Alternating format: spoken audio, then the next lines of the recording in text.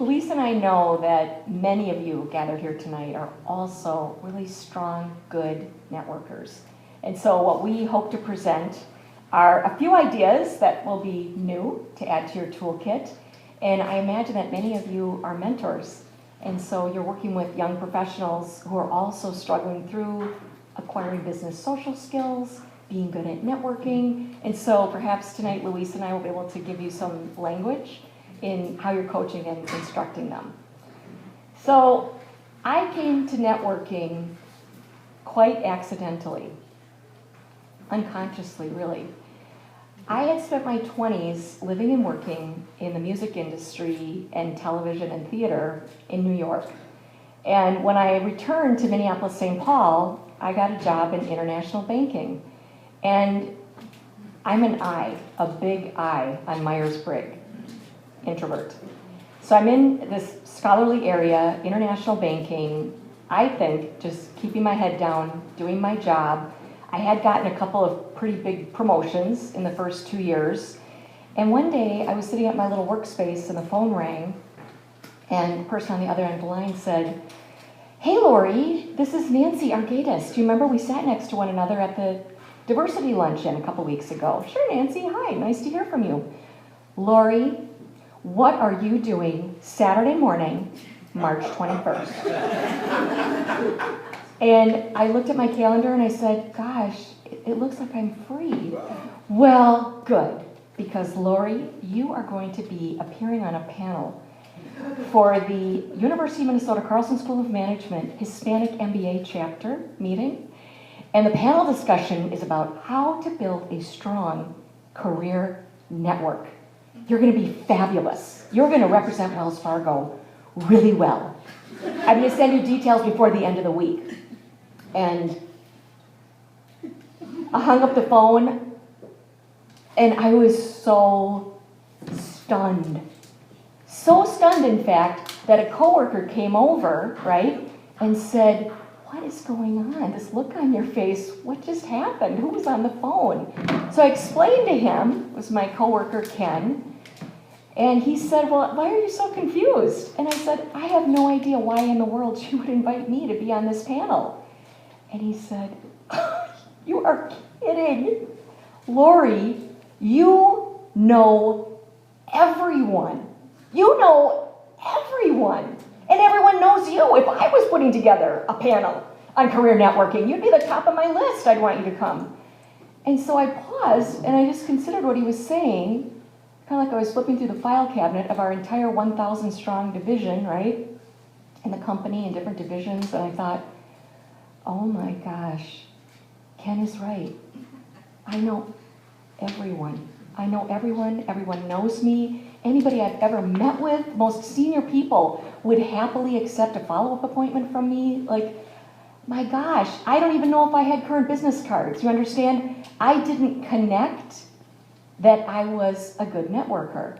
But then somehow, from that moment, before I was part of this panel, I sat and figured out what are the things that I do that I wasn't conscious of, right? That I consider like a good recipe that you can rely on creates a good network. And so that is part of what I'm going to be sharing with you. And then I wanted to invite Luis to give, because we all know Luis is a maestro of creating and maintaining a fabulous network. A little bit of your story and a little more on Twin Cities Business Peer Network. Sure. So just quickly, and some of you that have come to other Twin Cities Business Peer Network events know the story of the TCBPN, but basically, you know, back in 2008 at General Mills, Visayas here, we used to work together there at General Mills. So I remember that in 2008 with the economic downturn and companies were, you know, like optimizing their size, you know, some very talented people were out without a job, right? And it was interesting because, you know, companies like General Mills, who hired a lot of talented people that come from the, you know, top schools, these people are really, really smart, talented, successful, and they know everything. But what they don't know how to do is how to be vulnerable, how to ask for help. So they just didn't know how to explain what had happened to them. And I would run into somebody, it's like, "Hey, you know, how you doing, Peter?" "Oh, I'm doing fine. I'm gonna resign. Wow, you're gonna resign it? And why are you gonna resign? "Oh, I'm just gonna take some time to be with the family." "Oh, you're gonna take some time to be with the family, but you are single and you don't have any kids." "Yeah, well, I mean, maybe talk a little bit with my mom." "Yeah, didn't you say your mom lives like in Arizona?" "Yeah, but like on the phone, and so I can," and yeah, and then I'll run into them like a year later and it's like, "What's up, man? How's it going?" It's like, "Oh, yeah, I'm taking a sabbatical. I just want to have some time for me to reflect." And I was like, "Hey, man, if you need any help, if I can help you with that job," "Oh, yes, please, absolutely, please, help me."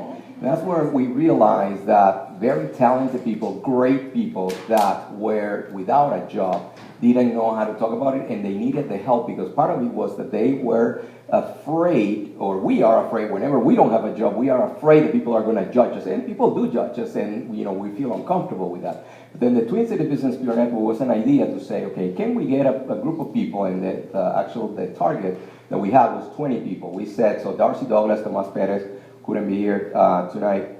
We got together and said, okay, can we get a group of 20 people where we work on the premise that says bad things can happen to good people, and it's all right. Like, if I appreciate you for who you are, if you're a good friend, parent, sibling, child, whoever, and I don't care if you have a job or not, or what your title, how much you make, or how big is the size of your house is.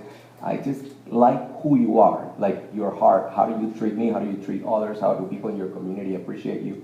And with that was the birth of the Twin Cities Business Bureau Network back in 2008. It's 12 years later. Our target was to see if we could get 20 people to do this with us. I'm happy to report that today we have a little bit more than 20. We have 1,750 people who actually help us to do events like this too. So thank you. Beautiful. Okay, so we're going to be continuing to cover what are our concepts around networking, what are two people that really are invested in maintaining and strengthening a good network, what do we do? And then we're going to be also covering some themes around empathy. And as Luis said, we're going to definitely continue to make some great new connections tonight. So I want to start with a working definition of someone in your network. Someone in your network. I define it as a person that if you called them and got their voicemail and left them a voicemail, they would call you back. Okay? That's my definition of someone who's in your network. That, to me, as you're mentoring your proteges, this should be the goal. Now, I spent 20 years in international banking and had some grand adventures along the way and encounters with some very stellar people. And similar when I lived and worked in New York City. For example, at the University of Minnesota some years back, the Humphrey School had a special guest. It was Professor Muhammad Yunus, who is considered to be the founder of the micro-lending movement. Professor Yunus and colleagues that founded the Grameen Bank in Bangladesh won the Nobel Peace Prize. And I believe the year was 2006. I was able to get a ticket to go hear him speak at the Humphrey Institute. And afterwards, though I was not technically invited, I knew someone who was manning the door of the private reception. And so, with an economics friend from the bank, I gate crashed, right? And thrill of a lifetime, I got to meet Professor Yunus and shake his hand and just express gratitude for the good work that he does and is doing. Professor Muhammad Yunus is not in my network. Okay? All right. It's someone that if you call them, they'll return your call. In other words, they have enough orientation of who the heck you are, and if there's a compelling reason to return your call. So, I say someone who is in your network is not someone. I know nobody's done any of these behaviors, but maybe you've observed them in others. So it's not someone who's going to find you annoying, okay? Considers you to be a pest. A little visual there for visual learners. It's not someone who experiences you as a schmoozer, right? Hey, hi, it is so nice for you to meet me. I'm sure you're very thrilled, okay? Or someone who considers that you're just there to get something from them. I'm confident we've all been on the receiving end of that, haven't you?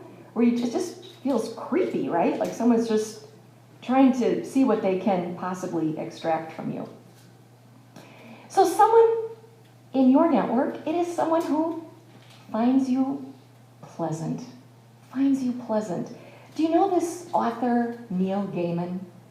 Neil Gaiman is a beloved author. If you go into Barnes & Noble or a local library, there's a whole section. Neil Gaiman is British by birth, but interestingly, he lived in western Wisconsin for about 12 years. And he gave a very famous graduation speech, a commencement speech that went viral on the internet. And this is one of his tips as well. When he was starting out as a writer, no matter what, as he was hustling and trying to get freelance jobs, he always made sure anyone who encountered him would walk away, and if nothing else, they would say, "My, that Neil, he is quite pleasant." Well, maybe they would say, "That Neil, he's quite pleasant, quite a pleasant chap." Someone in your network finds interactions with you to be of value, okay? Some value is being exchanged. Or at the very least, friendly, interesting, right? Interesting finds an encounter or interaction with you to be interesting. Again, going back to my baseline definition, if you called them, they would call you back. And then certainly experiences you authentically as an individual that has as much to offer, as much to give, as you would be requesting or requiring from them. A word on aggressiveness. Now, I worked with employees in 38 countries and lots of different leaders and lots of different levels in the organization. And in my experience, aggressiveness is not limited to any one culture. You know, I've seen it from people hailing from all different countries in the world. And I think sometimes it can just be coaching that we've received. Maybe people that didn't grow up in America, before they come here, they have a mentor or coach that says, "Oh my gosh, those Americans, you've got to be really aggressive. You've got to really get in there. You've got to really push for what you want. Call people, voicemail them, email them, text them, like really get in front of them. Be ambitious. Don't ever give up, just go for it." I don't think that makes you a person that another wants to have in their network. It's scary. It can be really overwhelming. And my word on aggressiveness is, if a person has that much energy, choose to be aggressive about that other person's goals, right? Now we have a master of this right here in the room. Of course, it's Luis. I have known him for about 12 years. He has got a lot of pep and energy. But you know what I experience? He applies that if he learns, I need a new pair of shoes. I mean, he learns what is going on with people that he cares about, and he just puts himself in for that person's goal with gusto. So that's what I would say. If you've got that much energy and verve to be